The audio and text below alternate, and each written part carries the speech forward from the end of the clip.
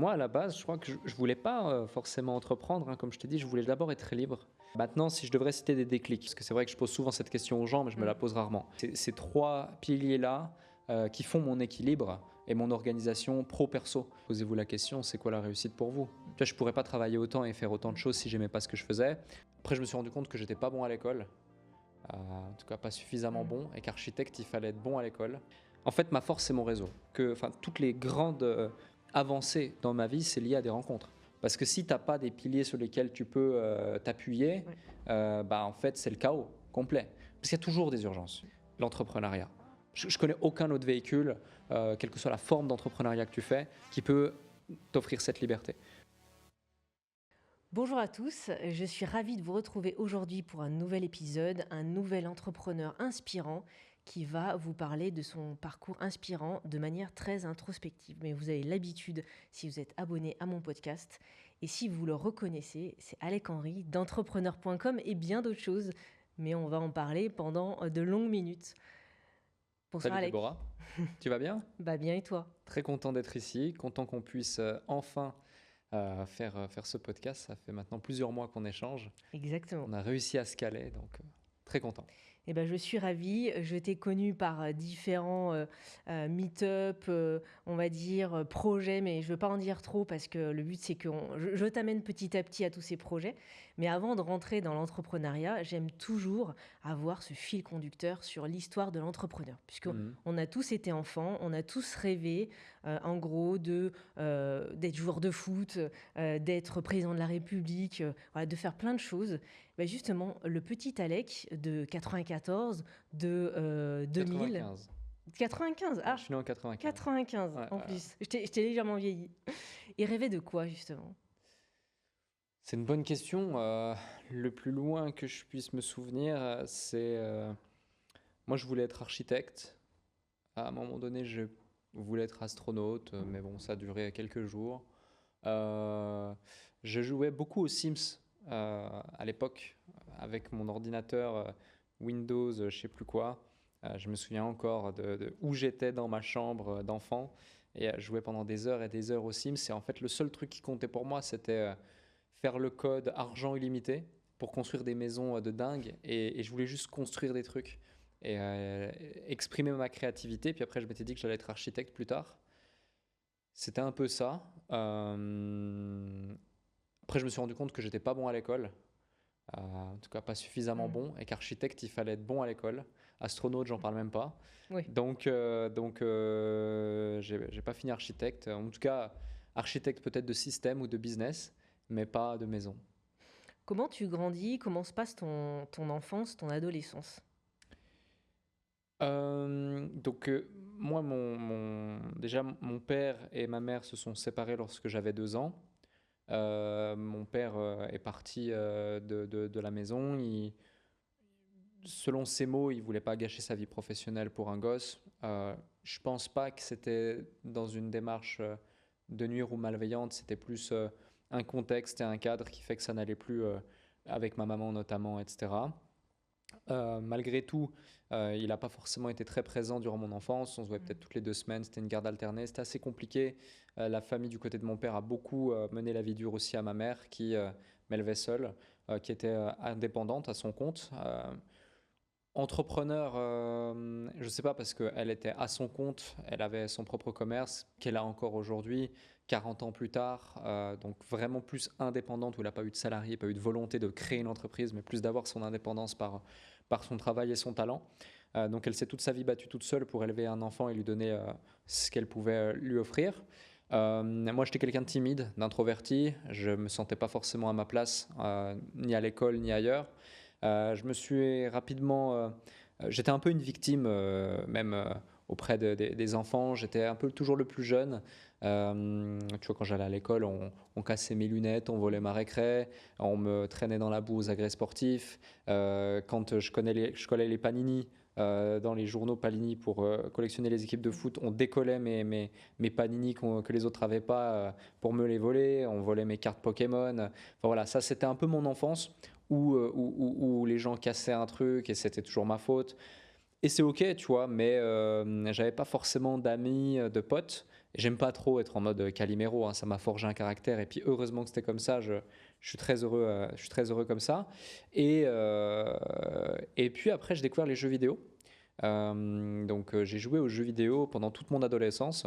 Vu que j'aimais pas trop l'école, que j'avais pas forcément de copains copines, j'étais pas forcément bien non plus lorsque je sortais. J'ai beaucoup joué aux jeux vidéo pendant plus de 10 ans, peut-être même bien plus de 10 ans, de 15 à 18 heures par jour, parfois plus. Euh, je me souviens d'une anecdote où vraiment je m'étais rendu compte que j'étais vraiment, vraiment, vraiment addict.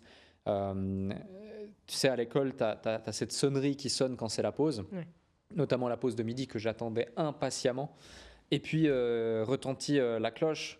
Je sors de la classe, je cours, je descends les escaliers, je cours, je descends la ville, j'arrive chez moi, j'ouvre la porte, je pose mes chaussures, je monte, j'allume mon ordinateur. Et là, je me fais littéralement engueuler, si c'est pas insulté, par ma mère, parce qu'il n'est pas midi, il est 10h30.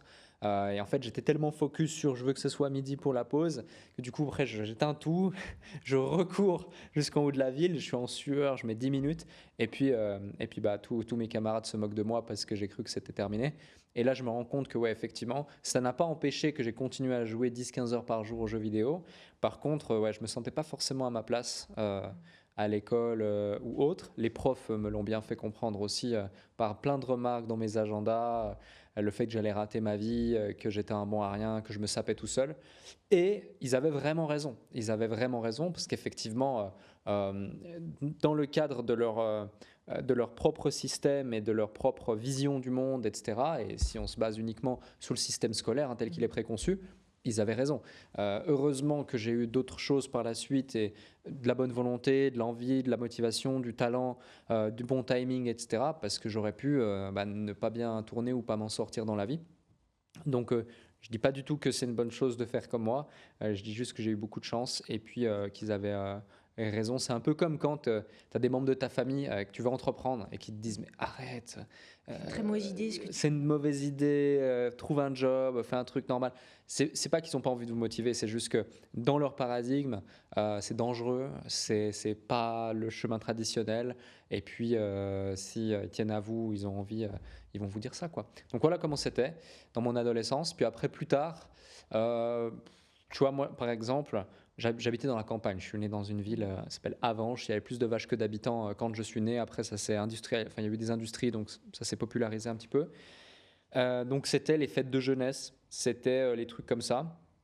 T'avais plein de mecs, des jeunes fils de paysans qui allaient boire des litres de suze et de bière sur leur vélo moteur, etc. Je dis pas que c'est pas bien, encore une fois, franchement, je suis trop heureux pour eux, c'est génial, ça forge, c'est important, une enfance et une adolescence. Mais moi, je suis jamais sorti. J'ai jamais fait une seule fête, j'étais pas invité aux anniversaires, j'étais pas dans tout ça.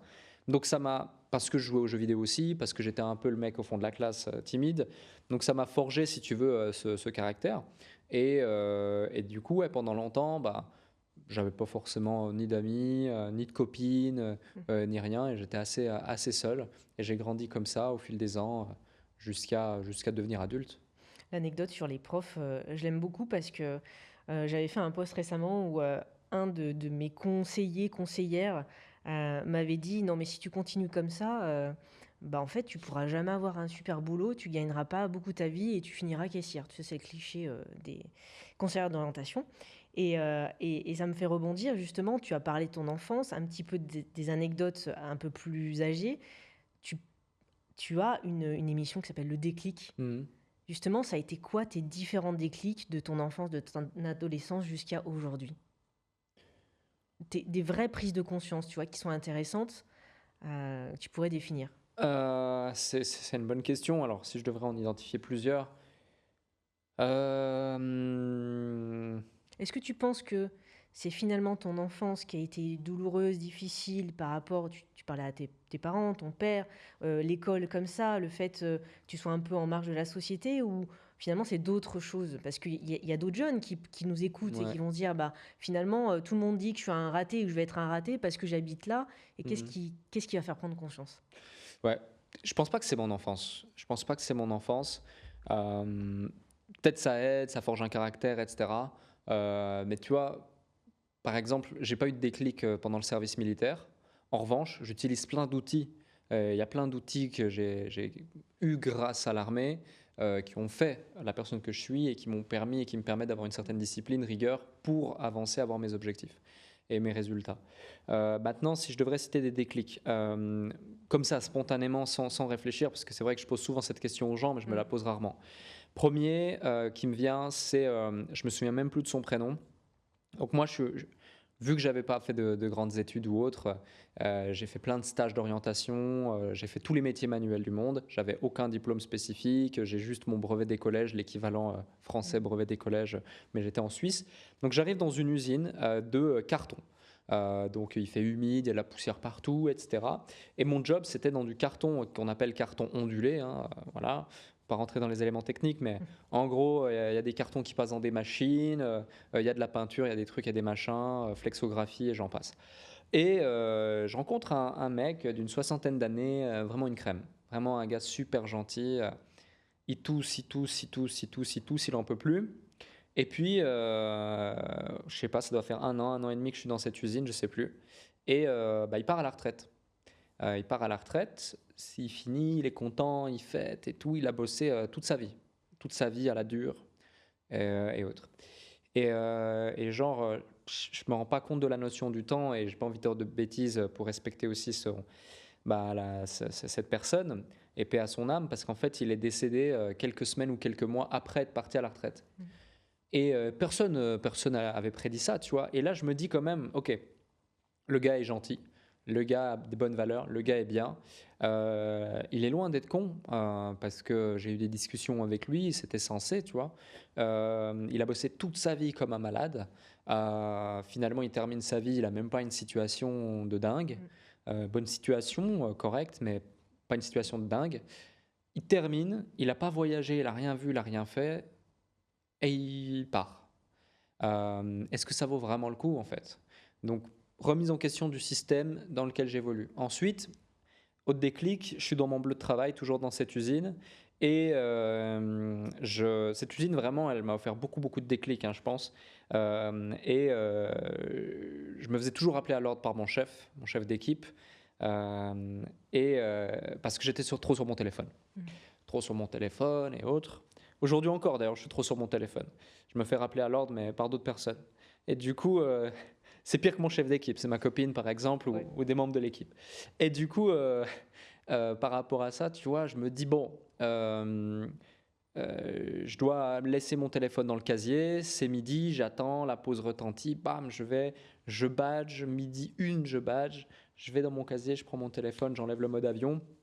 Je reçois notification, je mets ma gamelle dans le micro-ondes, je mets 3 minutes, je reprends mon téléphone, je vois les notifications, dont une qui est mon grand-père, qui me dit « Salut, virgule, ton père est mort ce jour, point ». Bon, je vois la notif, je dis bizarre, j'appelle mon grand-père, je l'appelle, ok. Et là, effectivement, bon, j'apprends que mon père est décédé, premier point. Deuxième point, j'apprends qu'il est dans le coma depuis 2 semaines et que malheureusement, il y a eu un souci, caillot de sang qui descend, embolie pulmonaire, fini, terminé, game over.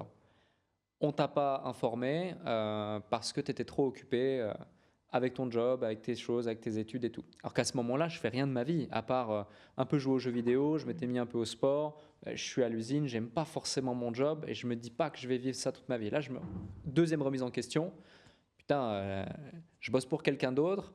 Le patron, la légende raconte qu'il se balade d'usine en usine avec son hélicoptère. Il va aux Bahamas, aux Maldives, au truc, au machin, il vit sa best life et moi je suis là et mon père décède, je suis même pas au courant et tout. Il y a un truc que j'ai pas compris. Il y a vraiment un truc que j'ai pas compris, il faut que je me remette en question. Puis après, autre déclic, je me mets au sport. Parce que moi je faisais 55 kilos tout mouillé pour 1m76. J'étais vraiment, tu vois, chétif, pas de sport et tout. Donc je me mets au sport, pas de confiance en moi.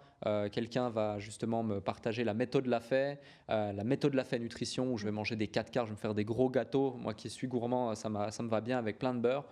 Je vais mettre une barre de traction dans ma cave. J'ai pas d'argent pour mettre des dips. Je prends 2 chaises longues. Je mets des BD d'un côté, ma mère de l'autre pour faire contrepoids balancier. Et puis je fais des dips comme ça à la cave avec un gros pull parce que j'ose même pas aller à la salle de sport tellement que j'ai pas confiance en moi et que j'ai honte dans mon corps. Je fais ça pendant 6-7 mois et puis je prends du poids. Puis après, je m'inscris à la salle et là, je prends confiance en moi progressivement. Donc, au déclic, on peut se transformer, on peut évoluer. Et voilà, en fait, je pense que la vie, c'est pas un déclic. D'ailleurs, l'émission Le Déclic, je sors 12 épisodes là en ce moment, en est la preuve, tu vois, parce que la question, je la pose à la fin de l'épisode. Et durant tout l'épisode, les gens, je rebondis sur des déclics, je rebondis sur des trucs. Et si je poserais la question au début, j'aurais d'autres réponses que si je la pose à la fin, parce que durant l'épisode, ils en ont sorti plein. Et c'est ça qu'il faut comprendre, c'est que la vie, c'est un chemin où peut-être que mon plus grand déclic, je ne l'ai pas encore vécu. Ton plus grand déclic, tu ne l'as pas encore vécu, tu vois. Donc il y a des choses qui changent un homme, une femme, et puis on se construit au fur et à mesure du chemin. Et on a eu plein, tu vois. J'ai eu un déclic quand on me dit arrête d'être perfectionniste, 90% sera toujours mieux que 0%, tu dois recruter. Donc déclic du recrutement. Bam, autre déclic, le jour où il y a quelqu'un qui paye pour avoir mes conseils. Bam, autre déclic, la première fois que je gagne de l'argent différemment. Bam, autre déclic, la fois où un mec que je rencontre dans les jeux vidéo me parle du MLM. Et là, je me rends compte qu'on peut gagner différemment de l'argent que en ayant un job. Donc il y en a plein. Autre déclic, je suis embourbé dans une sorte de d'escroquerie pyramidale Ponzi quand je fais du marketing de réseau et que je démarre et tout. Et malheureusement, des proches m'en veulent par rapport à ça. Moi, je me dis, le monde va s'écrouler, c'est la fin de mon existence, c'est la fin de ma vie. Bah non, il se passe absolument rien. Ils t'en veulent 2-3 jours et ils prennent conscience qu'en fait, c'est pas ta faute. Donc, autre déclic, tu vois. Donc, en fait, voilà, même là, aujourd'hui encore, tu vois, il y a des choses de la vie qui me rappellent qu'il y en a qui sont plus importantes que d'autres. Autre déclic. Donc voilà pour répondre à ta question. Chaque opportunité de la vie est en fin de compte un déclic d'évolution. Tu Ouais. vois, certains dans le spirituel diraient effectivement, c'est chaque occasion, négative ou positive, parce que nous on met un jugement, mais d'autres personnes mettraient un autre jugement en fonction de leur vie, Oui. vont utiliser, et c'est ça qui est intéressant dans ton parcours, c'est que chaque petite chose, tu as rebondi. Parce que la moitié des choses qui te sont arrivées, tu prends une autre personne, un autre gars, ton âge, etc., se serait effondré dans la drogue, dans l'alimentation de fast-food, dans le conflit avec sa copine, avec ses parents, avec ses amis. Enfin, en fait, il y a aussi, je pense, l'état d'esprit. Puis certains vont dire c'est le karma, c'était toi, tu avais besoin de ça. Juste pour revenir sur un petit déclic, comment tu as grandi sans un repère paternel? Parce que ça, c'est quand même atypique. Et je ne souhaite pas aux personnes qui vivent une situation négative ou dramatique ou difficile pour mieux évoluer. Je ne leur souhaite pas. Au contraire, si votre vie, on leur dit, si votre vie est très bien, bah c'est cool. C'est que vous réussissez, vous faites le rêve, le métier de votre choix.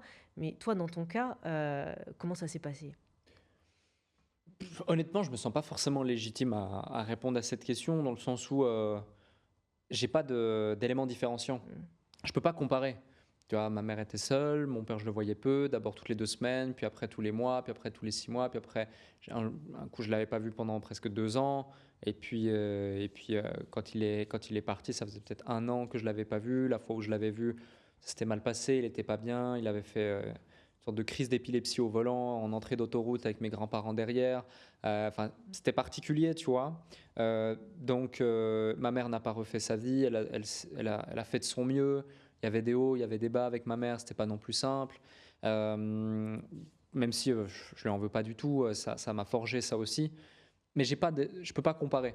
Et j'étais pas dans ce truc de me dire parce que, tu vois, par exemple, mes voisins, j'habitais dans un quartier où c'était des villas jumelles. Et en face, il y avait un bloc. Et effectivement, 100% des personnes qui étaient autour de moi, je voyais qu'ils avaient leurs 2 parents. Mes voisins d'à côté, le mec qui était là, voilà, en tout cas, ça avait l'air de lui donner plein d'amour et d'être complémentaire. Les voisins à droite, pareil, ces 2 personnes avec qui je jouais beaucoup, etc., je m'entendais bien, pareil. Mais j'ai jamais été dans ce truc de pourquoi pas moi, pourquoi j'ai pas de chance, etc., ou chercher un repère. Donc, peut-être que c'était une façon pour moi de me protéger, de mettre une carapace, euh, mais j'ai pas ressenti, tu vois, de besoin, de déséquilibre ou autre. Ce que je peux assurément dire, c'est en tout cas que la seule personne sur laquelle j'ai pu concrètement compter, c'est ma mère. Malgré les difficultés, malgré plein de choses, et je lui en suis reconnaissant pour ça, parce que si elle n'avait pas été là, peut-être qu'effectivement ça aurait mal tourné pour moi, et puis surtout je ne serais pas la personne que je suis aujourd'hui. Tu vois, elle a été, certains diraient laxiste, mais pas du tout en fait. Elle a été beaucoup plus dans le fait de me laisser vivre, me laisser faire mes expériences, me laisser, tu vois, elle a toujours parlé ouvertement de certaines choses avec moi. Par exemple, l'alcool, la drogue, le sexe, le business, le ci, le ça, c'était pas tabou.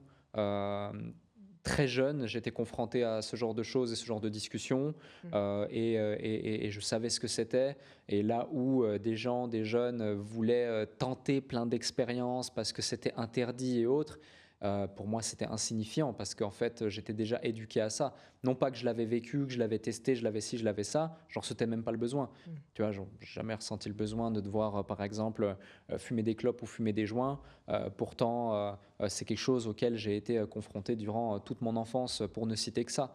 Donc, ça dépend. Et effectivement, il y a d'autres personnes qui auraient pu, réagir complètement différent. Mmh. Est-ce que c'est, le mindset, le ci, le ça? J'en sais rien. Ce que je sais, c'est qu'en tout cas, heu, on a tous, une vie qui est différente, et puis, ce qui fait la différence surtout, c'est comment on y réagit. On entend de tout sur les réseaux, dans différentes interviews.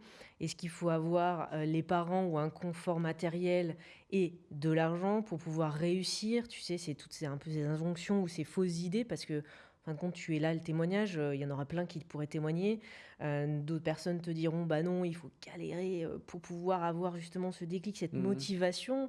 Toi, t'en penses quoi? Il n'y a pas de règle, on est d'accord? Non, il y a pas de règle. Juste, en fait, la personne qui a envie, qui est motivée Ouais. à se bouger. Je reste polie.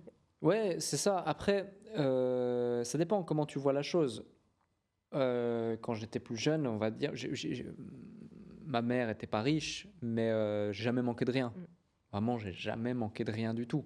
Heu je pouvais même faire un caprice pour avoir un nouveau jeu Game Boy, elle m'offrait le nouveau jeu Game Boy, tu vois? Avec Mmh. ma Game Boy Color quand je voulais Pokémon, le nouveau qui sort, tu vois? Voilà, pour ne citer que cet exemple. Donc tu vois, mes problèmes, c'était pas, avoir le chauffage ou avoir à Mmh. manger, hein. Mon problème, c'était plus, achète un nouveau paquet de cartes Pokémon, maman s'il te plaît, tu Mmh. vois? Et peut-être même que je disais pas s'il te plaît. Peut-être même que j'étais pour y gâter, mais je pense pas que j'étais pour y gâter. Non, non, j'étais pas pour y gâter. Mais voilà, j'ai pas été confronté à ce genre de problème. Par contre, pour répondre différemment à ta question, moi j'ai rencontré des gens qui, en naissant, ils auraient pu ne jamais avoir besoin de travailler. D'autres, qui sont nés dans des conditions qui étaient, vraiment, pas du tout favorables. Dans les 2 familles, dans les 2 cas, tu as des gens qui vont tout donner, qui vont tout déchirer, qui vont tout exploser. Tu en as d'autres qui vont pas se donner les moyens, et voilà.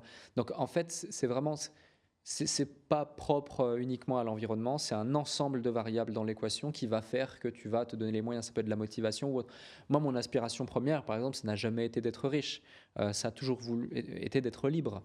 Je voulais bosser, quand je veux, avec qui je veux, faire ce que je veux. De toute façon, là d'où je viens, j'avais pas d'élément comparatif de riche. Le mec le plus «riche» entre guillemets, que je connaissais indirectement, c'était, un garagiste, du coin qui faisait, de l'achat-revente de véhicules, ou le père, d'un gars que je connaissais même pas, qui avait investi un peu dans l'immobilier, et qui avait fait deux trois trucs. Et tu vois, on parlait de lui comme une légende vivante, parce qu'il avait, une mini concession de 2 voitures, une station essence et 2 biens immobiliers et un truc, tu vois? Dans le bâtiment. Et c'est merveilleux le business qu'il avait mis en place. Mais ce que je veux dire par là, c'est que mes aspirations à ce moment-là, c'était pas, Elon Musk ou Mmh. j'en sais rien. Je connaissais pas ce monde-là. Et pour moi, je me disais même pas: «Wow, il est entrepreneur, je vais être entrepreneur». C'est juste: «OK, il a compris un truc que j'ai sûrement pas compris, bah, on va voir jusqu'où, on peut potentiellement aller». Ça me fait penser au, tu vois, sur les réseaux sociaux, j'ai une cliente que j'accompagne en stratégie web et elle me dit: «Oh, je voudrais être comme cette nana-là, autant de vues, autant de visibilité, et cetera». Je lui dis: «Oui, mais il faut se mettre à ton niveau, à toi, déjà de ton secteur, Mmh. hein, parce que c'est pas le même que celle que tu adores, hein, ce que tu idoles.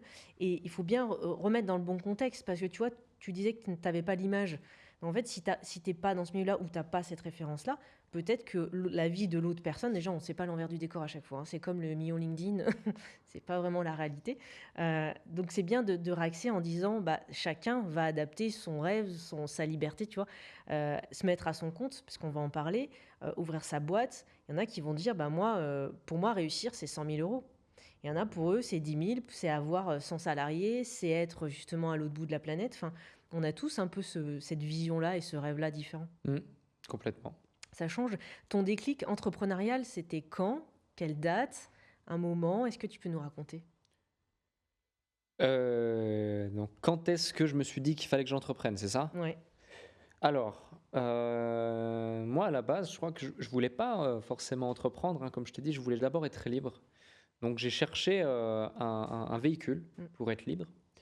Donc d'abord, j'ai découvert le marketing de réseau. Ça m'a initié au développement personnel, à la vente. Moi, j'étais quelqu'un de timide, introverti. J'avais Mmh. jamais vraiment rien vendu ou des pins pour avoir un peu d'argent et puis m'inscrire à ce qu'on appelait à l'époque le passeport vacances.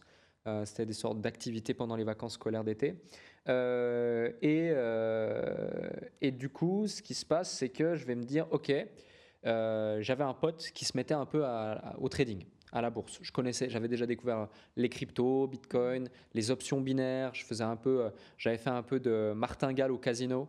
Il y a un casino à Genève, Movenpick, où, où j'allais pendant 6, 7, 8, 9, 10 heures d'affilée, la nuit, sans dormir, jouer à la même table en faisant de la martingale pour essayer de gagner quelques centaines d'euros ou un millier d'euros maximum, enfin de francs suisses du coup.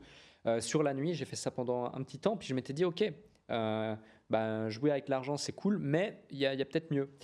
Donc là, j'ai découvert le trading, plein de choses et autres. Je me suis un peu formé, ouais, formé, c'est un gros mot, hein, c'est vraiment genre j'ai Mmh. lu 3 trucs et puis j'ai essayé 4.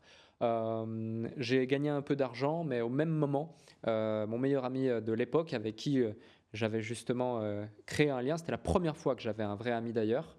Donc là, j'avais, je pense, 19 ans, 18-19 ans, je me souviens plus exactement. Ça doit être entre 2014, ouais, 2013 et 2015, peut-être un peu avant. Donc ouais, j'avais entre 18 et 19 ans, tu vois. Et du coup, là, je mets en place des trucs. Et en fait, sans faire exprès, lui, il a failli tout perdre. Il a failli perdre toutes ses économies. Et là, je me dis, ouf, ça m'aurait fait Mmh. mal. On parlait de peut-être 10, 12 ou 15 000 francs à Mmh. l'époque. Moi, je voyais cette somme, je me disais, mais c'est Bah oui. énorme. Toute une vie, je vais pas réussir à mettre ça de côté. Bon, quand même pas, mais en tout cas, faudrait des années pour le mettre de côté. Et du coup, je me dis, c'est dangereux, il faut se former. Donc là, lui, il va se former d'un côté, moi, je vais me former d'un autre. Et en fait, on va chercher des formations et des trucs en ligne. À ce moment-là, moi, entre deux, on avait fait une pause, je crois, et autres. À ce moment-là, moi, je suis ouvrier à l'usine, je bosse, mais en intérim. Et du coup, je me dis, bon, je vais prendre toutes mes économies, je vais mettre dans une formation de trading. Donc, je fais ça et j'intègre une formation de trading qui s'appelait le CNT à l'époque. Je ne le sais pas encore, mais la personne qui a répondu à mon email et qui m'a closé, entre guillemets closé, hein, mon email Mmh. c'était j'ai envie d'entrer, voilà, Oui, bah, possible. c'est mon futur associé. Mon futur associé qui va lui m'offrir des milliers de déclics, sans qui je ne serais pas là, qui a été un pilier, qui est encore aujourd'hui un pilier, qui est même pas un associé, qui est un frère, vraiment. Et du coup, donc j'intègre ça. Je suis un peu, je suis plutôt bien vu dans cette école lorsque je fais une immersion à Bordeaux parce que je suis le plus jeune avec lui du coup et tout le reste c'est des gens qui ont entre 35 et 55 ans, certains ont hérité, certains ont Mmh. bossé toute leur vie et ils veulent se former au trading. Moi j'ai mon petit compte de trading avec mes 1000 balles, c'est déjà énorme et puis je mets toutes mes économies dans la formation plus l'immersion. D'ailleurs, je me souviendrai toute ma vie parce que je paye l'immersion en cash. Et le gérant de cette école, qui est un mec assez exubérant, une crème super sympa, qui lui aussi a marqué un peu mon parcours, prend l'enveloppe, la met dans sa veste de costume.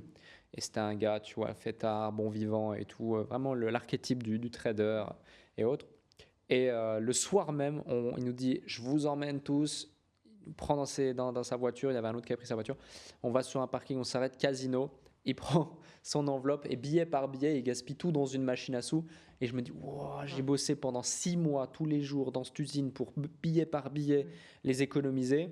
Et lui, il s'amuse, il perd tout, il rigole, il se marre avec grand sourire, il a passé une super soirée. C'est ouf. Et ça m'avait vraiment marqué ce truc-là. Et du coup, je fais du trading et là je me rends très très très très très vite compte que même si je suis studieux, même si j'applique tous les plans de trading, même si je comprends le money management, même si je comprends toute la théorie par cœur, même si je suis pris en exemple dans les coachings de groupe, les machins, les trucs, parce que voilà, je pourrais jamais en vivre.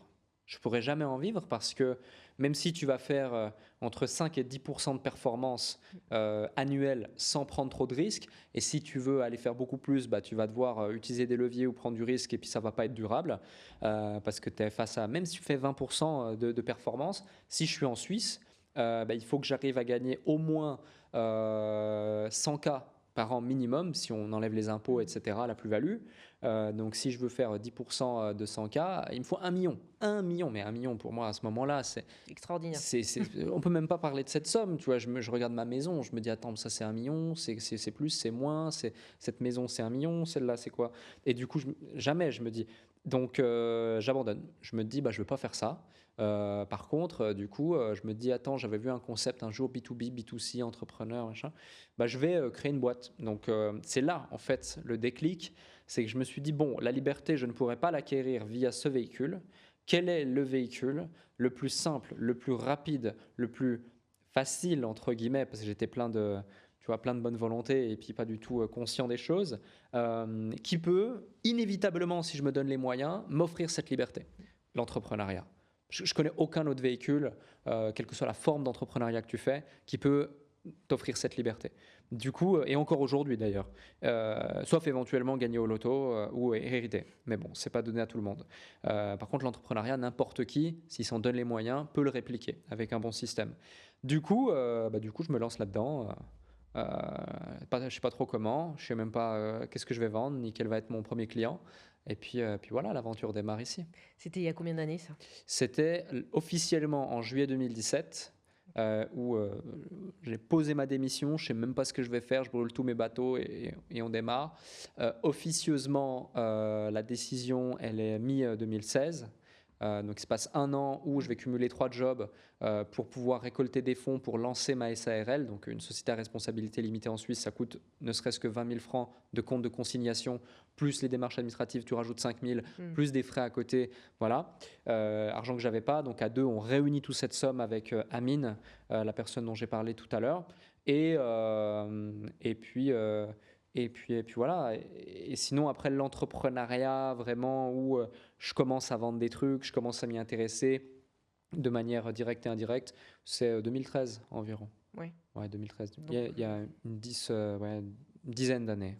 ça montre aussi que tout n'arrive pas en 5 minutes. Tu sais, souvent, toi, tu dois aller voir en coaching ou en tout cas dans tous les échanges que tu as. Parfois, ou peut-être que tu vas me dire je me trompe, mais on veut aller trop vite. On se dit, bon, c'est bon, je me donne 1 an, je veux faire tant d'argent, j'ai telle vision, telle réussite, tel bien immobilier, patrimoine, etc. On est d'accord qu'il faut un peu de temps pour que ça se Beaucoup lance. de temps. Voilà. Ouais. La plupart des concepts, n'importe quel domaine, quand je les interviewe, quand je rencontre des experts, des entrepreneurs, ils me disent, ah oui, ça a marché. Donc là, genre, il y a 1 an, je suis connu, je suis fort, mais en fait, il y a 10 ans derrière. Et c'est très souvent ça, tu vois, parce que les réseaux peuvent donner cette impression de ah non, mais il a réussi en 6 mois, c'est trop bien, je veux sa méthode. Et c'est cette sincérité, cette vérité que aussi toi tu donnes à travers tes accompagnements, ton challenge, d'ailleurs, ton dernier challenge de 5 jours. Et c'est ça aussi qui, je pense, fait la différence. Je suis pas là pour faire ta promo, je suis là pour donner la parole, justement, pour que tu t'ouvres vraiment. Et il y a besoin, parce que tu touches un public qui est quand même jeune, pas que, hein. Et c'est important de le redire ça, pas qu'il soit dans ce faux mot qu'on dit en communication. Ouais, c'est pour ça que tu vois, et merci de le souligner, parce que c'est très vrai, mais c'est pour ça que je préfère les formats longs, euh, euh, comme je peux faire avec le déclic, ou comme là on a le temps de discuter, etc., que les shorts où tu prends une phrase, machin, truc. Alors, malheureusement, bah, ça marche mieux les shorts parce que les gens ils scrollent et machin, et puis ils aiment bien les chiffres, ils aiment bien les trucs sensationnels, les anecdotes. Voilà, faut se mettre à l'évidence. Mais là où c'est intéressant, là où tu apprends des choses, c'est dans les formats longs. Ouais. Complètement. Et moi, j'ai démarré, tu vois, il y a 15 ans, les podcasts longs. Je viens de la radio, donc des formats très longs. Et je discutais avec un entrepreneur qui s'est lancé depuis 2017 aussi. Et il me dit, moi, j'ai toujours gardé les mêmes formats longs. Je suis passé pour un peu le vieux con de service parce que, voilà, les shorts, les reels, tout ça, c'est bien, c'est tendance. Mais prendre le temps. Je pense qu'il faut prendre le temps. Et notre corps, notre santé, notre bien-être, toi, je sais que c'est important aussi dans ton parcours. Et chaque entrepreneur, il faut une hygiène correcte. peu importe, hein, que tu sois dans un type d'alimentation, dans une tendance alimentaire, c'est important que ton corps prenne le temps aussi, parce que ça, on en parle rarement. C'est aussi une hygiène quotidienne Mhm. dans ton équilibre vie pro, vie perso. Si j'avais pas ça, je pourrais pas faire ce que je fais, par exemple, ne serait-ce que là, Mm. durant ces 10 jours Mm. euh, de Un marathon. marathon, c'est exactement ça. Tu as rencontré beaucoup de personnes, notamment avec le déclic, hein. Oui. Ta plus belle rencontre, et on va pas dire la pire, on va garder le positif, ta plus belle rencontre, où ça peut être quelqu'un de très connu ou pas du tout connu, quelqu'un qui t'a apporté, qui t'a ouvert les yeux, je sais pas, un truc qui a fait waouh, alors tu peux en avoir plusieurs, hein, Ouais. mais c'est toujours intéressant d'avoir ce petit truc qui sort du lot. Grâce au déclic. Ou en dehors. Oh, c'est hyper dur parce que, tu vois, je procrastine un truc, moi. C'est pas bien. Je procrastine un truc. En fait, ma force, c'est mon réseau. Mm. Je connais vraiment beaucoup, beaucoup, beaucoup de monde et beaucoup de monde de qualité. Et les gens qui me connaissent vraiment savent que ça peut paraître particulier de dire ça, mais savent que je suis aussi une personne de qualité. Pas parce que j'ai des résultats, pas parce que j'ai un cerveau qui fonctionne, mais parce que j'ai un cœur. Et derrière cette carapace, il y a vraiment un humain qui aime les gens, sincèrement. Et du coup, euh, par ces éléments, que ce soit la visibilité, l'influence, la notoriété, la compétence, la connaissance, tout ce que tu veux, mais aussi le côté humain, bah, je suis amené à connaître de plus en plus de gens de qualité. Encore une fois, qualité, c'est pas juste des mecs qui vont créer des licornes ou faire des Mm. trucs extraordinaires. Oui, c'est extraordinaire, c'est génial, mais des gens bien. Je préfère passer une journée avec des gens bien qu'une journée avec 10 milliardaires. Ça t'apprendra sûrement beaucoup plus de choses et t'en sortiras beaucoup plus riche aussi. Du coup, c'est impossible pour moi de répondre à cette question parce que ça voudrait dire qu'il y a des gens au-dessus, d'en dessous, machin, et c'est pas le cas. Tu vois, on est tous Mm. extraordinaires, on est tous uniques, on a tous quelque chose à apporter l'un à l'autre. Peut-être que, je sais pas, peut-être que je vais rencontrer une personne demain, et puis je vais me dire, mais quel con, incroyable. Et toi, cette personne, tu la connais, tu te dis, mais Mm. j'adore cette personne, elle est géniale. Tu vois, est-ce que c'est un con, est-ce qu'elle est géniale? Mm. Tu vois, est-ce que peut-être c'est ma perception, c'est mon truc. Et c'est normal, tu vois, d'avoir des a priori. Alors, il faut toujours se faire des a priori quand tu as vraiment connaissance de tous les éléments et que tu connais la personne. Ouais. Se faire des a priori sur quelqu'un que tu connais pas et des choses que tu sais pas, ça pour moi, ça c'est de la bêtise. Mais voilà, donc ça c'est un point. Après, ce que je disais, ouais, je procrastine un sujet, c'est que je dois créer un mind map ou un support ou un truc de tous les gens que je connais.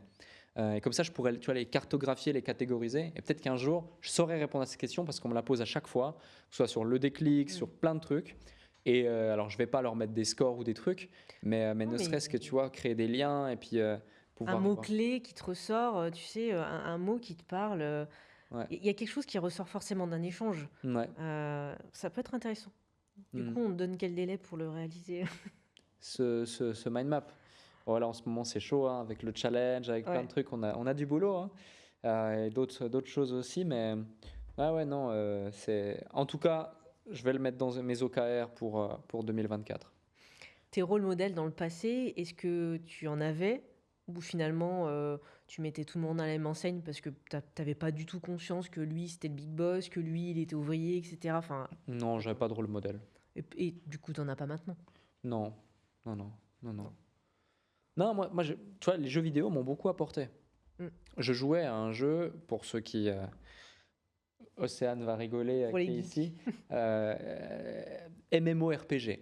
Tu vois, ne me demande pas ce que c'est les MMORPG, hein, mais du coup comprendra qui pourra, notamment Yomi qui adore ça. Mais du coup, c'est tout simplement le fait que ce qui m'a stimulé, c'est j'étais pas bien dans le monde réel, Mm. donc j'étais mieux dans le monde virtuel et je faisais évoluer un personnage. J'avais des métiers, j'avais un compte en banque, j'avais des amis, j'avais des missions, j'avais des trucs, j'avais des quêtes, j'avais des objectifs et tu les réalises et du coup les gens sont fiers de toi et c'est cette reconnaissance que je n'avais pas eue dans la vraie vie que j'ai commencé à avoir et puis ce challenge, tu vois, cet esprit de challenge et puis ce truc où vu que tu évolues dans un monde virtuel persistant, bah, tu sais que bah, si tu dors, les autres sont réveillés, donc tu n'avances pas, donc tu prends du retard.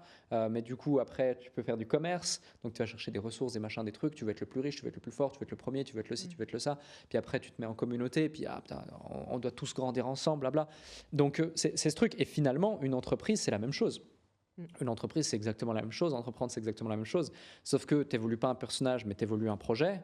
Ton compte en banque, bah, c'est le compte en banque de la boîte. Ta guilde, c'est ta team. Dans cette guilde, il y a des rangs différents. Et il y a des avantages ou des inconvénients que tu peux avoir. C'est plutôt les edges du marché, le timing, plein de trucs. Il y a des choses que tu peux apprendre pour pouvoir aller plus vite, pour aller mieux. Bah, c'est des équipements ou des ressources que tu vas avoir. En fait, la vie, c'est un jeu, tu vois. L'entrepreneuriat, c'est un jeu. Et la preuve avec des trucs comme Dofus, qui était le jeu dont je te parle, mais il y en a plein d'autres. Et ouais, ça m'a beaucoup éduqué. Et je pense que c'est pas forcément un modèle, une personne en tant que telle, mais c'est plus un modèle en tant que système qui m'a éduqué. C'est l'éducation du business que j'ai eue, c'est en partie, pas en totalité, en partie grâce à ça. Si tu avais une baguette magique aujourd'hui, est-ce que tu changerais des choses dans ton parcours? Non. Tout pareil. Ouais. Je suis complètement d'accord avec toi. Je pense que chaque chose qui se passe, chaque rencontre, chaque situation, encore une fois positive ou négative, sont pas là par hasard. C'est vraiment ça. On parle de réussite, beaucoup de réussite. Est-ce que toi, tu as une définition ou pour toi, c'est impossible de définir la réussite? Ou en tout cas réussir, le mot réussir. On a tous notre propre définition, hein. Ma définition, c'est posez-vous la question, c'est quoi la réussite pour vous? Déjà, même la personne avec qui j'étais avant, il en parlait, il s'en rend compte parce qu'il est confronté à ça au quotidien. Premier point, c'est la santé. Puis après, tu as tout le reste. Donc, mais chacun définira sa réussite.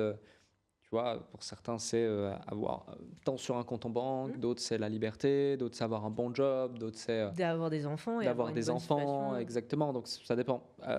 Propre définition de réussite. Et surtout, il faut vraiment, vraiment, et ça, c'est pas un truc à prendre à la légère, hein.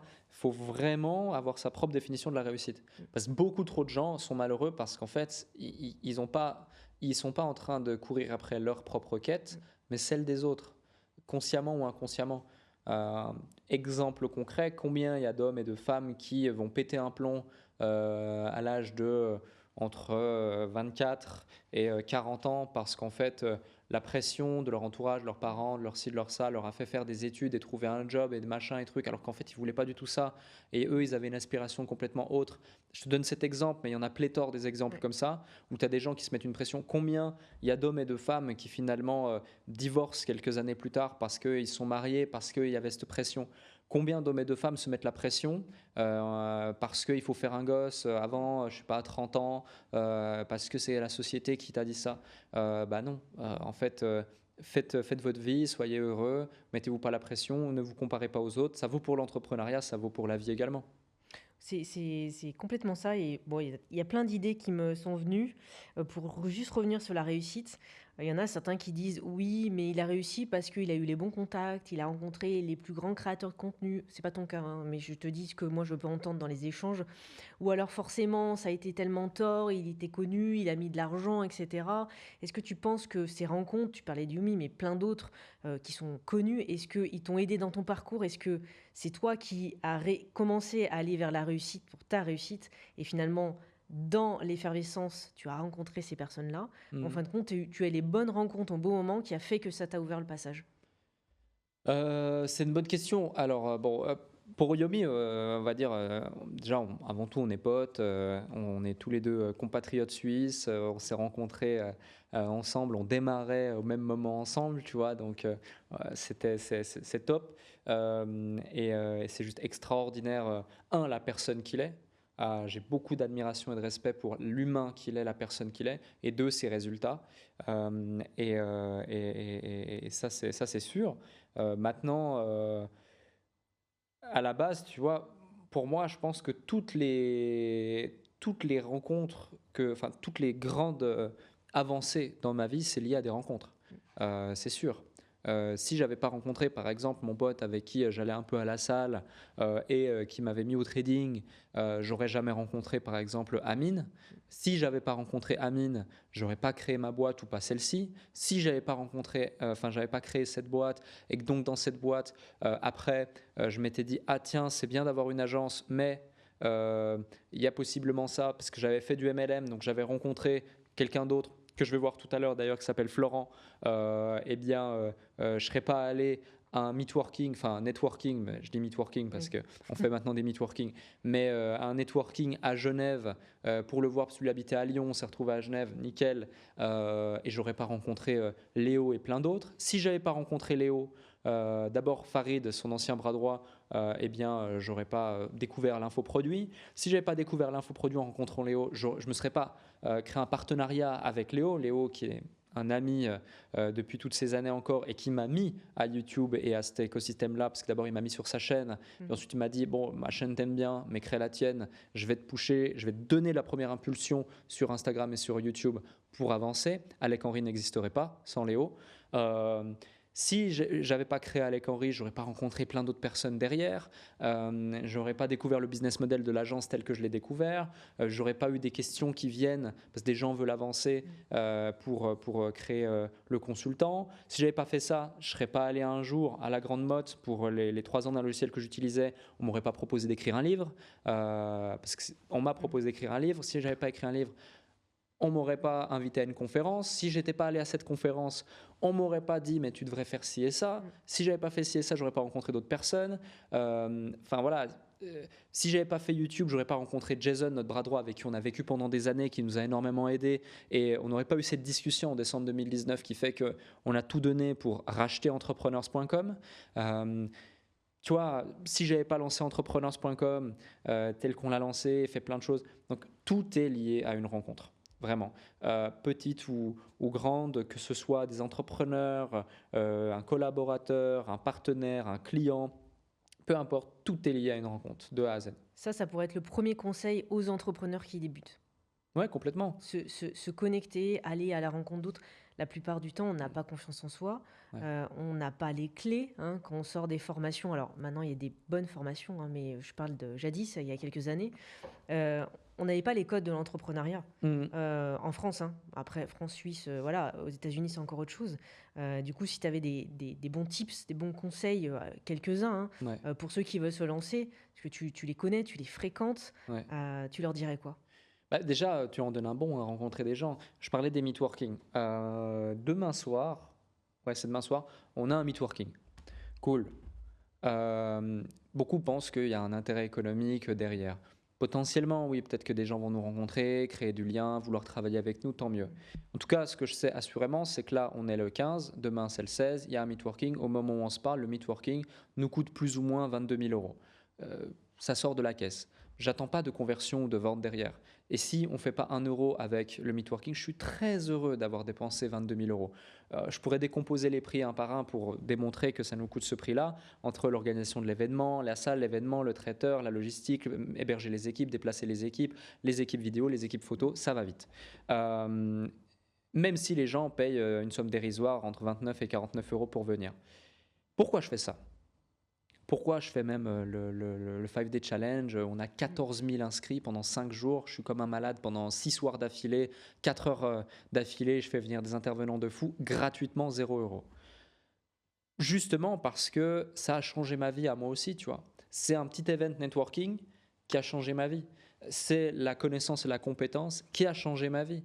C'est l'ouverture d'esprit et des rencontres et le fait de me dépasser, de comprendre que c'est possible qui a changé ma vie. Si j'avais pas eu tout ça, mais je serais encore à Don Didier, c'est une petite bourgade en Suisse romande, en train de visser, dévisser des bouteilles de gaz pour une des succursales du groupe Air Liquide et ne détester vraiment mon existence. Ça veut pas dire qu'il y a des sauts métiers et que c'est horrible. Non, ça veut juste dire que j'étais pas épanoui, j'étais pas heureux dans ça.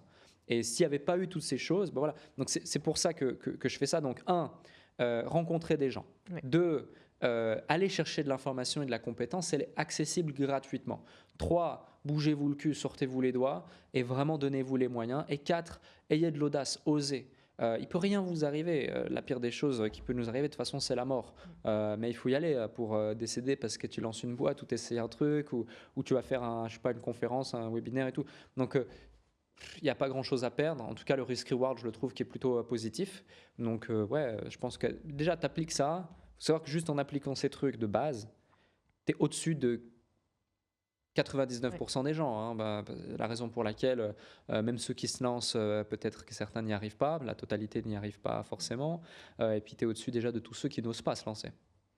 Avec ces conseils, je suis sûre que certains nous témoigneront qui sont lancés. En tout cas, en France, on a du mal à vivre l'échec.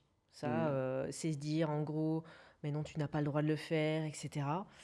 Il y a une question que j'ai posée à André Comte-Sponville, le philosophe. C'est est-ce que notre travail est notre thérapie, donc à travers notre travail on fait une thérapie, ou est-ce qu'il faut un peu faire notre thérapie, donc par exemple tes années d'adolescence, pour finalement arriver au travail qui nous libère, qui nous fait générer de l'argent, etc. Qu'est-ce que tu en penses? Alors, de mon vécu et de l'analyse personnelle que j'en ai de moi, j'ai pendant longtemps utilisé le travail comme une sorte d'échappatoire. Thérapie peut-être, mais échappatoire aussi. Et c'est à partir du moment où j'ai eu dans mon entourage professionnel et personnel aussi des gens qui me font poser les bonnes questions et qui créent un équilibre qui me permettent d'avancer et d'évoluer en tant qu'individu. Donc indirectement, c'est aussi une thérapie. Tu vois, moi, je suis coaché. Alors, je ne sais même pas si on peut dire coaching, mais oui, c'est plus du mentorat, du consulting. Dans le cadre de ce mentorat qui est assez particulier, où tu as toute une équipe autour de toi, parce que leur conception de la chose, et je remercie Romain, qui est du coup l'initiateur de cette structure, qui est une personne que je connais depuis 7 ans. Tu vois, c'est une rencontre. Je l'ai rencontré il y a 7 ans, 6 ou 7 ans, dans cette immersion trading dont je parlais tout à l'heure. Et il n'était même pas participant, il était juste sur un banc, il attendait sa voiture, il n'avait plus rien à ce moment-là, il n'avait plus qu'un sac à dos, il devait partir en Thaïlande, essayer de vivre de sa passion pour devenir par la suite un champion du monde de poker, chose qu'il a réussi à faire. Il a créé une école de poker, puis maintenant il est expert en prise de décision, il accompagne des grands entrepreneurs et des grands groupes à les aider dans leur prise de décision et plein de choses avec toute son équipe. Bref, et du coup, tu vois, dans le cadre de ça, j'ai pris conscience que il n'y a pas juste la prise de décision, il y a aussi le mental. Je suis aussi suivi par un psy dans le cadre de cette équipe. Et pendant longtemps, tu vois, j'avais cette connotation négative de les gens qui se font suivre par un psy, c'est que des gens qui ont des problèmes. Moi, j'ai pas de problème. Ça se passe bien, je gagne bien ma vie. Il y a plein de gens autour de toi. C'est ça, pas de problème. Puis en fait, tu te rends compte que si, tu en as plein, qui que l'on soit. Et heureusement, parce que qu'est-ce qu'on se ferait chier si on savait tout et qu'on n'avait rien à améliorer, tu vois. Donc, ouais, c'est capital. Donc, pendant longtemps, j'étais un peu workaholic, on va dire, et c'était ma fuite en avant. Maintenant, c'est vraiment un équilibre dans ma vie et j'adore ce que je fais. Vraiment, tu vois, je ne pourrais pas travailler autant et faire autant de choses si j'aimais pas ce que je faisais. Avec les compétences, les connaissances et le réseau que j'ai, qui plus est, si je voulais juste gagner de l'argent, je ferais autre chose que ce que je fais aujourd'hui. Même si on est très bien positionné sur le marché et ça se passe bien, c'est cool, mais voilà. Donc, c'est avant tout la passion et j'aime vraiment ce que je fais. Donc, aujourd'hui, j'ai trouvé cet équilibre. Ouais. Donc une sorte de thérapie quand même. D'une certaine façon, oui, en tout cas complémentaire avec le reste, mais le reste aujourd'hui apporte plus d'un point de vue thérapeutique, si on voudrait utiliser ce terme-là, que bosser. Je bosse parce que j'aime ça, avant tout. Ton équilibre vie pro, vie perso, on en a un peu parlé, mais comment tu le gères? Tu as des plannings qui sont assez chargés, tu as Ouais. des équipes, Ouais. beaucoup de personnes qui dépendent, entre guillemets, de toi, j'ai envie de dire, des bébés entrepreneurs ou salariés. Comment tu rythmes tout ça? Déjà, j'ai une équipe formidable. C'est le premier point, parce que sans une équipe, on ne peut pas avancer. Donc, en fait, entrepreneurs.com, c'est ce qui prend le plus de mon temps à l'heure actuelle. Donc, il y a des recrutements stratégiques qui sont faits pour que je puisse encore plus dégager du temps. Ça ne veut pas forcément dire ne pas bosser, ça veut juste dire le mettre sur d'autres choses. Premier point. Deuxième point, j'ai 4 fantastiques à mes côtés. Moi, je les appelle les 4 fantastiques. Qui sont responsables de différents pôles stratégiques pour l'entreprise, hein, que ce soit le pôle communication, le pôle vente, le pôle delivery, résultats clients, satisfaction client et performance client, et on va dire le pôle opérationnel, directeur des opérations. Il y a aussi le pôle marketing, il ne faut pas que je l'oublie, mais disons qu'il est intégré différemment dans ces 4 fantastiques. Il faudrait faire un remake et mettre les 5 fantastiques peut-être. Du coup, lui c'est plus le surfeur d'argent, c'est un peu un outsider. Du coup, ouais, c'est les 4 fantastiques et le surfeur d'argent. Du coup, voilà, l'équipe, premier point. J'ai beaucoup de chance. J'ai une équipe vraiment incroyable au niveau des heads. Et puis ensuite, derrière, il y a quand même aujourd'hui, sur entrepreneurs.com, à peu près une trentaine de personnes, peut-être plus maintenant, je ne sais pas. Et après, sur le reste des sociétés dans lesquelles je suis au capital, si tu cumules toutes les personnes, il y a plus de 100 personnes aujourd'hui qui travaillent dans toutes ces sociétés cumulées. J'ai la chance que sur les autres boîtes, ça me prend très très peu de temps parce que là, il y a des équipes, mais moi je suis en lien pas avec les équipes, avec mes associés. Il y a des deals qui sont établis, des boîtes que j'ai cofondées ou des boîtes dans lesquelles je suis rentré qui font que moi j'ai mon apport de valeur qui est très clairement défini. Ça, c'est le premier point. Le deuxième point, c'est qu'aujourd'hui, je travaille quand même beaucoup moins qu'avant. Alors, c'est sûr que là, je suis dans des semaines où je me lève très tôt le matin, je finis très tard le soir. Là, tu me vois, je fais 12 heures de tournage, j'enchaîne sur cette interview, ensuite je vais à un séminaire, demain je me réveille, je redors, j'ai 3 meetings le matin, j'ai un resto le midi, le team building l'après-midi, le meetworking le soir, après j'ai un séminaire, après j'ai un autre truc. Oui, ça paraît un peu excessif, mais il y a des phases où je respire. C'est rythmé. Et également, j'en parlais rapidement tout à l'heure aussi, ma copine qui est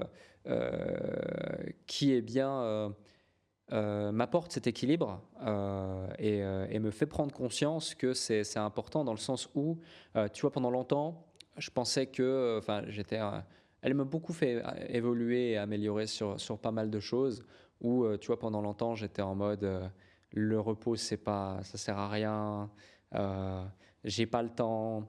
Et même, franchement, hein, j'étais pas forcément un gentil copain, tu vois, à peut-être la faire culpabiliser de devoir passer du temps avec et tout, alors que je l'aime et j'ai du plaisir, tu vois, à le faire. Mais quand tu as plein de responsabilités et tu te dis, enfin, tu as toujours une nouvelle urgence en plus à prendre. Donc j'ai travaillé sur ça, enfin ça s'est fait tout seul naturellement. Et aujourd'hui, tu vois, j'ai vraiment du plaisir à décrocher. Tu vois, par exemple, pendant le 5-Day Challenge, c'était très très très très intense. Il y a eu des lives du lundi au vendredi et le dimanche, on a eu un autre. Bah, le samedi, je suis allé au bord de la mer. J'étais tout heureux de nager avec les tortues, de décompresser, déconnecter complètement. J'aurais jamais fait ça. Ou pour mon anniversaire, en surprise, on m'a amené 4 jours aux Maldives. J'ai complètement déconnecté. C'était incroyable. Je pensais qu'à une chose, c'était nager et puis kiffer. J'aurais jamais fait ça. C'était inconcevable dans mon esprit de m'autoriser à faire ça il y a encore une année. Et il y a 2 ans, 3 ans, mais je t'en parle même pas. On peut même pas avoir cette discussion aujourd'hui. Donc ouais, c'est ces deux choses, hein. C'est vraiment mon équipe qui, au-delà de la partie opérationnelle, m'apporte beaucoup aussi sur le plan humain. Équipe, associée, tout le monde et ma copine. Et dernier point, Amine aussi qui aujourd'hui, on n'est plus associés directement ensemble sur entrepreneurs.com. Les choses ont évolué, il apporte toujours énormément de valeur et le deal a évolué parce qu'il avait aussi d'autres choses à réaliser, ambition de son côté. Et je le soutiendrai personnellement comme professionnellement tout le temps. Mais c'est vraiment un pilier et un soutien capital. Donc moi, je recommande. Tu vois, j'ai jamais eu de frères et sœurs. Enfin si, maintenant j'ai une demi-sœur, mais que je connais pas vraiment. Mon père avait refait sa vie avant son décès.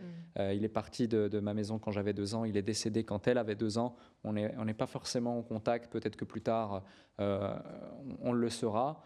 Mais tu vois, Amine, c'est vraiment le frère que j'ai jamais eu. Et ces 3 piliers-là qui font mon équilibre et mon organisation pro-perso. Parce que si tu n'as pas des piliers sur lesquels tu peux t'appuyer, en fait, c'est le chaos complet. Parce qu'il y a toujours des urgences. Il y a toujours des urgences, il y a toujours des problèmes, il y a toujours des trucs. Et à un moment donné, il faut savoir respirer.